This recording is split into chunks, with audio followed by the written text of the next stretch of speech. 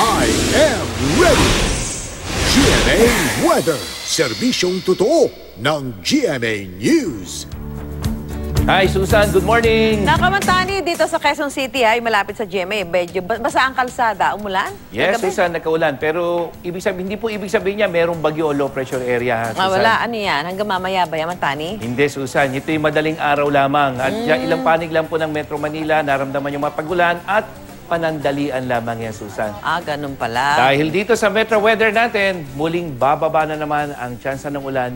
Ngayong maghapon, magiging bahagyang maulap at yung ating init factor, mga kapuso, itong isang natin, malamig sa umaga at sa madaling araw, pero pagdating ng tanghali hapon, mainit po, posibleng pumalo ng 36 o higit pa yung init factor dito sa Metro Manila mamayang hapon.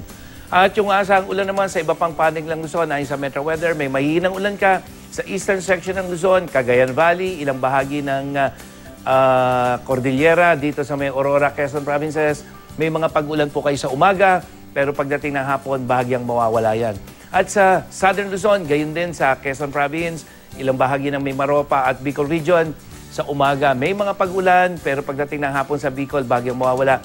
Pero sa Mindoro Province, maghapon na may ulan, lalo na dyan sa may Oriental Mindoro, mga kapuso.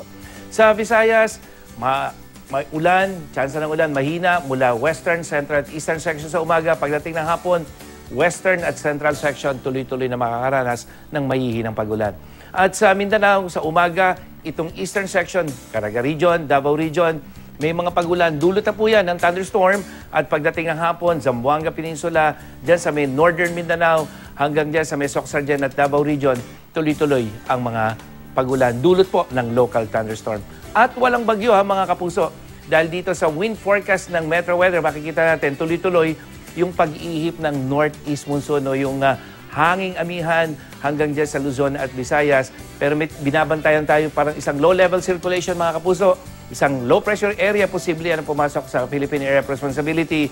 Kung hindi mamayang gabi ay bukas. Babantayan natin kung ito ba ay magiging bagyo para sa unang bagyo ngayong taong 2017. At bunsod po ng malakas na amihan, matataas pa rin ang mga alon sa may Hilaga at Baybayin o silang Baybayin ng Luzon. Yan yung Ilocos Norte, buong Cagayan Valley Region, Aurora, Quezon, yung Bicol Region hanggang dyan sa may mga probinsya ng Samar. Kaya pinapayuhan po ng pag-asa mga may maliliit sa aking pandagat na iwasan munang maglayag. At yan ang latest mula sa GMA Weather. Ako po si Nathaniel Cruz, magplano para sigurado. I am ready. Serbisyong totoo ng GMA News. Maraming salamat, Mantani.